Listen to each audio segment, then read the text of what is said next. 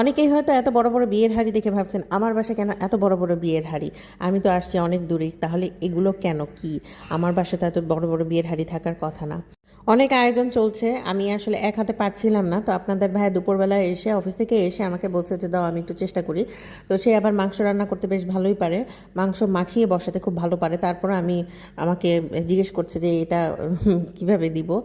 ও সব সময় পারে, ও যখন একা থাকে আমি খেয়াল করেছি একা থাকলে কিন্তু ও ঠিকই রান্নাটা করতে পারে, মানে রান্না বলতে নিজের মতো করে অ্যাটলিস্ট নুডলস বা ডিম ভাজি সেটা অন্তত করতে পারে, এটুক তো করতে পারে, এটাই তো অনেক আলহামদুলিল্লাহ। তো যাই হোক, ও আবার মেখে টেখে বসায় দিচ্ছে।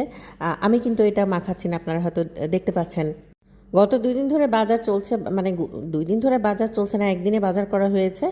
আর তারপরের দিন থেকে হচ্ছে মানে সব কিছু রেডি করা হয়েছে, মানে জিনিসপত্র মানে যা যা রান্না করব সব রেডি করে আজকে সেগুলো আমি মানে এক এক করে সকাল থেকে রান্না করছি। তো সকাল থেকে রান্না করছি যা যা আমি দেখাবো, আজকের ভিডিওতে দেখাতে পারবো কিনা হবে না, কারণ একবারে তো এত বড় ভিডিও হবে না, হয়তো চেষ্টা করব।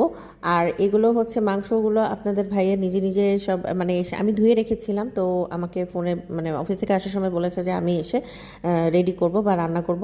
আমি চিন্তায় আছি যে আমার চুলায় এটা এত বড় হাঁড়ি বসবে কিভাবে, কারণ এত বড় হাঁড়ি তো চুলায় বসবে না। আমি তার চেয়ে মানে এটা হলো সবচেয়ে বড় হাঁড়িটা। প্রথমে হয়তো খেয়াল করেছেন যে ছোট বড় সব মিলানো হাঁড়ি, তো এটা সবচেয়ে নিচের যে হাঁড়িটা ছিল প্রথম দিকে যেগুলো দেখেছি সেই বড় হাঁড়িটা, তো বাকি ছোট হাঁড়িগুলো দিয়ে আমি মোটামুটি রান্নাটা করেছি। আর মানে এত বড় হাঁড়ি মানে চুলার মধ্যে তো এত আঁচও নেই বা হয় না। এই হাঁড়িগুলো দিয়ে রান্না হয় বিশেষ করে বিয়ে বাড়ি বা বাইরে, যেগুলো লাকড়ির চুলা রান্না করা হয় বা ইয়ে করা হয় বাইরে, তো সেগুলো আর কি। কিন্তু এত বড় হাঁড়ি নিয়ে আমি খুব চিন্তিত ছিলাম যে কিভাবে কি করব। আর কিন্তু মোটামুটি রান্নাগুলো শেষ, মানে যেগুলো আমি আয়োজন করেছি। তো মানে চিকেন রান্না করেছি, রোস্ট করেছি, হলো সবজি চাইনিজ যে সবজিটা সেটা করেছি। পোলাওটা এখন করব না, আমার যেহেতু কালকে সকালে আর কি প্রোগ্রাম, তো সকাল সকাল আমার বেরিয়ে যেতে হবে বাইরে আর কি। বলেছি আপনাদের অফিসিয়াল মানে একটা কান্ট্রি প্রেজেন্টেশন আর কি, মানে বাংলাদেশের যেই মানে রান্না বান্না মানে সেগুলো আর কি, তো ওভাবে আর কি, তো বাংলাদেশকে প্রেজেন্ট করা মোটমাট ওইটাই আমি ইনশাল্লাহ দেখাবো যে কিভাবে কি করেছি, কোথায় গিয়েছি।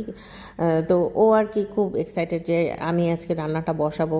তাই আমি বলছি ঠিক আছে বসাও। তো আমি দাঁড়িয়ে দাঁড়িয়ে চিন্তা করছি যে এই এতগুলো মাংস কিভাবে আমি মানে এগুলো কখন সেদ্ধ হবে।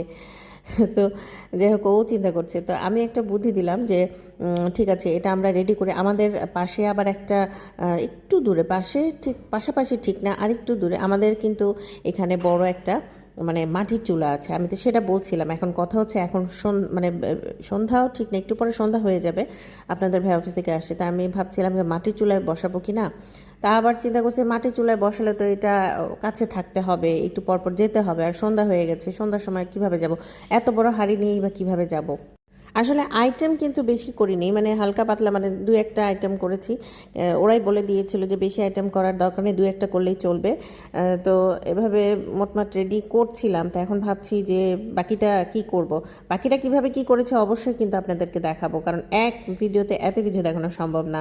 আজ এ পর্যন্ত, সবাই ভালো থাকবেন, সুস্থ থাকবেন, আল্লাহ হাফেজ, আসসালামু আলাইকুম।